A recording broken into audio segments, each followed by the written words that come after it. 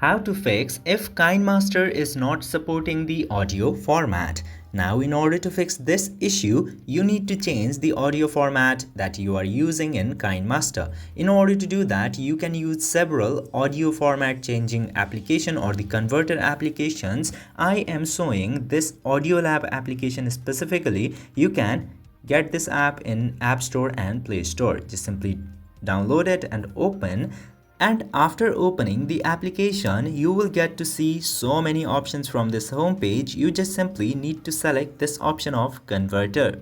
Simply tap to converter and then select any of the audio format which you would like to change. For example, I'm selecting this one, and after coming into this page, you need to select the output format which will be supported in KineMaster.